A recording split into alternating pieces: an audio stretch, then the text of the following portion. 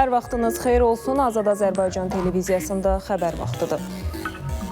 Xarici İşlər Naziri Ceyhun Bayramovla İran İslam Respublikasının Xarici İşlər Naziri Seyid Abbas Ərakçı arasında telefon danışığı baş tutub.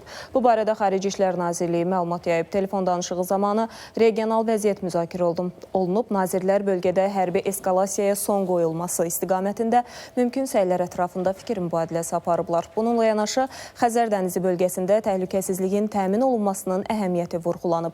Nazir Ceyhun Bayramov bununla yanaşı İran ərazisindən Naxçıvan Muxtar Respublikasına dron hücumları üzrə araşdırmanın tamamlanması istiqamətində gözləntilərimizi bir daha diqqətə çatdırıb. Rusiyadan Ermənistana, Azərbaycandan tranzit keçməklə növbəti tədarük həyata keçirilib. 4 vaqondan ibarət çəkisi 271 ton olan gübrə və 1 vaqondan ibarət çəkisi 68 ton olan qarabaşaq bugün Biləcəri stansiyasından böyük kəsi istiqamətinə göndərilib. Qeyd edək ki, indiyədək Rusiyadan Ermənistana, Azərbaycandan tranzit keçməklə 23 min tondan çox taxıl, həmçinin 700 tondan çox gübrə yola salınıb. Niyə Qarabağa artsaq deyirsiniz? Başa düşmək istəyirəm. Bəs niyə Ermənistanın bəzi ərazilərinə Azərbaycan adları veriləndə özünüzü pis hiss edirsiniz? Bunu Ermənistan parlamentinin sədri Alen Simonyan jurnalistə müraciətində bildirib. Simonyanın özünün də vaxtı ilə artsaq dediyi xatırladıldıqda səhv etmişəm cavabını verib.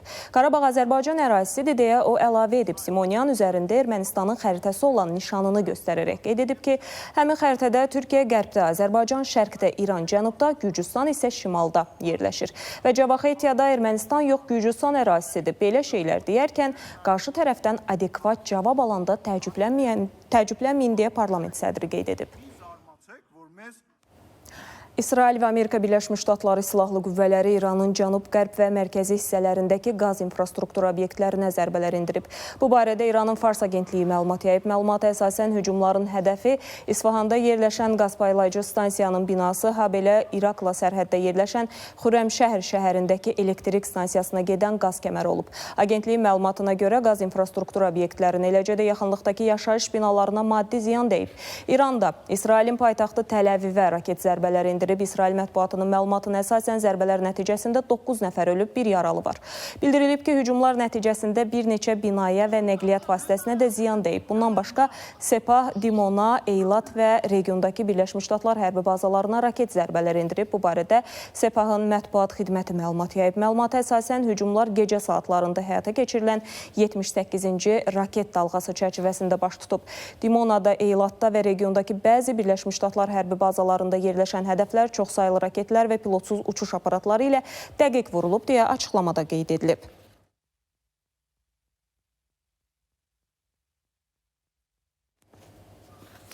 İran tam gücü ilə Fars körfəzi regionunda təşəbbüsü öz əlində saxlayır. Mehr agentliyi xəbər verir ki, bu barədə Xatəm Əl-Ənbiya mərkəzi qərargahının sözçüsü polkovnik İbrahim Zülfiqari bildirib. Onun sözlərinə görə İran Hörmüz boğazını çox ağıllı və güclü şəkildə nəzarətdə saxlayır. Buna görə də kifayət qədər üstünlük və gücə malik olduğumuz üçün Fars körfəzində mina yerləşdirməyə ehtiyac yoxdur və zərurət yaranarsa təhlükəsizliyi təmin etmək üçün hər cür imkandan istifadə edəcəyik deyə Zülfiqari qeyd edib. İranın Ali Məsləhət orqanının üzvü Möhsən Rızai isə bildirib ki, İran sanksiyalar tam ləğv olunana qədər hərbi əməliyyatları dayandırmayacaq. Müharibə bütün ziyanın kompensasiyası, bütün iqtisadi sanksiyaların ləğvi və ABŞ-nin İranın daxili işlərinə müdaxilə etməyəcəyinə dair beynəlxalq hüquqi zəmanətlərin verilməsinə qədər davam edəcək deyə o İranın şərtini açıqlayıb. İsrailin baş naziri Benyamin Netanyahu Amerika Birləşmiş Ştatları prezidenti Donald Trump'ın İranla danışıqlarla bağlı açıqlamalarına münasibət bildirib. YNET-in xəbərinə görə Netanyahu ABŞ prezidenti Donald Trump'la bu barədə danışdığını bildirib. Netanyahunun sözlərinə görə Trump İsrail Müdafiə Qüvvələri və ABŞ ordusunun böyük uğurlarından yararlanaraq müharibənin məqsədlərini bir müqavilə ilə həyata keçirməyin mümkünlüyünə inanır. Bu həyati maraqlarımızı qoruyacaq bir müqavilədir. Eyni zamanda həm İrana, həm də Livana hücum etməyə davam edirik. Raket və nüvə proqramını tamamilə məhv edirik və Hizbullaha ciddi zərər verməyə davam edirik. Cəmi bir neçə gün əvvəl daha 2 nüvə alimini məhv etdik. İstənilən vəziyyətdə həyati maraqlarımızı qoruyacağıq deyə Netanyahu vurğulayıb. Ukrayna pilotsuz uçuş aparatları ilə Rusiyanın Baltik dənizində yerləşən Primorsk limanına zərbə indirib. Bu səbəbdən Rusiyanın qərb istiqamətindəki ən böyük neft ixrac mərkəzində yanğın başlayıb. Bu barədə Şimal-Qərb Leningrad bölgəsinin qubernatoru Aleksandr Drozdenko Telegram kanalında məlumat yayıb. Məlumata görə adı çəkilən limanın gündə 1 milyondan çox barel xam neft ixrac etmə imkanı var. Və o Rusiyanın əsasən Ural xam nefti və yüksək keyfiyyətli dizel yanacağı üçün mühüm ixrac məntəqəsidir. Rusiya Müdafiə Nazirliyinin məlumatına görə ötən gecə ölkə ərazisində hava hücumundan müdafiə sistemləri tərəfindən təyyarə tipli 249 Ukrayna pilotsuz uçuş aparatı vurulub.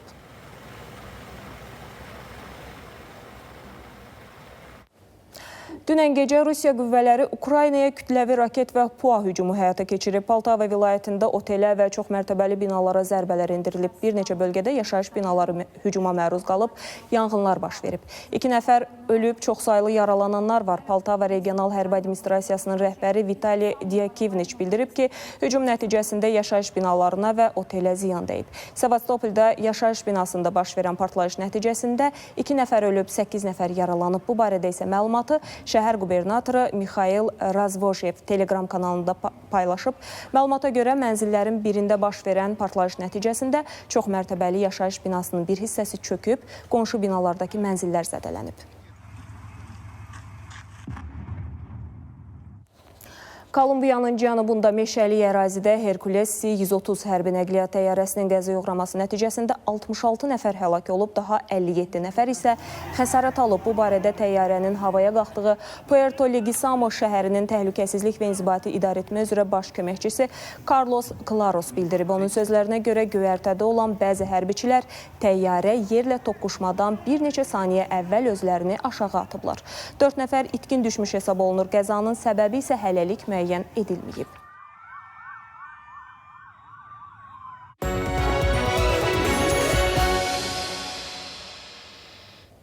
Goranboyda dostlar arasında yaranan mübahisə faciə ilə nəticələnib. Bir neçə gün bundan əvvəl rayonun Dəliməmmədli şəhərində 40 yaşlı Elçin Ağayev və 32 yaşlı Əli Əliyev arasında dava düşüb.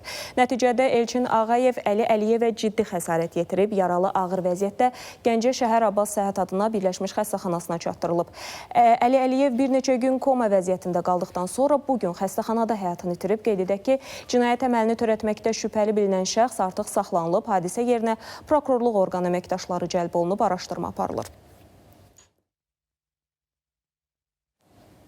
Paytaxtın 42 ünvanında təmir işlərinə başlanılıb. İlkin olaraq 8 noyabr prospektində Bakıxanov, Hüseyin Cavid, Abbas Mirzə Şərifzadə, Üzeyir Hacıbəyev küçələrində və xarici dairəvi yolda təmir işlərinə start verilib. Avtomobil Yolları Dövlət Agentliyində qeyd olunan təmir işlərinin bayram günlərinə təsadüf etməsini paytaxtda nəqliyyat axınının nisbətən azalması ilə izah edirlər. Təmir səbəbindən həmin istiqamətdə yolların bağlı olub-olmayacağına da aydınlıq gətirilib. Vətəndaşların rahat gediş-gəlişinin təmin olunması, həmçinin Bakı şəhərində keçiriləcək Ümumdünya Şəhər Salma Forumunun 13-cü sessiyası ilə əlaqədar yol infrastrukturunun təkmilləşdirilməsi məqsədi ilə cari təmir işləri həyata keçiriləcək. Bu çərçivədə paytaxtın bir sıra avtomobil yollarında 23 mart səhər saat 8-dən 30 mart axşam saat 22:00-ədək təmir işləri aparılacaq. Təmir işlərlə əlaqədar hərəkət bağlanmayacaq, məhdudiyyətlər yalnız təmir işləri aparılan zolaqlar üzrə tətbiq ediləcək. Ramazan və Novruz bayramları ilə əlaqədar ardıcıl bir neçə qeyri-iş gün ərzində vətəndaşlar avtonəqliyyat vasitələrini əsasən binaların həyətyanı sahələrində və ya ətrafında park edirlər. Bir sıra hallarda pərakəndə şəkildə binaların girişlərində və həyətlərində, avtomobil yollarının hərəkət hissəsində və yanğına qarşı su təchizat sistemlərinin bilavasitə yaxınlığında nizamsız park edilmiş avtomobillər fövqəladə hadisə zamanı yanğın söndürmə, xilas etmə və digər iri qabaritli xüsusi təyinatlı nəqliyyat vasitələrinin hərəkətinə maneə yaradır. Habelə yanğınların söndürülməsi zamanı su hovuzları və hidrantlardan suyun götürülməsini çətinləşdirir, bəzi hallarda isə mümkünsüz edir. Fövqəladə Hallar Nazirliyi bayram günlərində şəxsi avtomobillərin kütləvi parklanması ilə bağlı yarana biləcək mümkün təhlükələri nəzərə alaraq vətəndaşlara müraciət edərək bildirir ki, yanğın və digər fövqəladə hadisələr zamanı avtomobillər yalnız təyin olunmuş yerlərdə bir-biri ilə ara məsafəsi gözləməklə digər avtomobillərin sərbəst keçid imkanı təmin olunmaqla park olunmalıdır. Euronews kanalında Azərbaycanın dünyaca məşhur paxlavasına həsr olunan reportaj yayımlanıb. Video materialda paxlavanın Novruz bayramının atributu olduğu vurğulanıb. Qeyd olunub ki, nəsillər boyu ötürülən reseptlər əsasında hazırlanan şirniyyat ortaq mədəni ənənələri əks etdirir.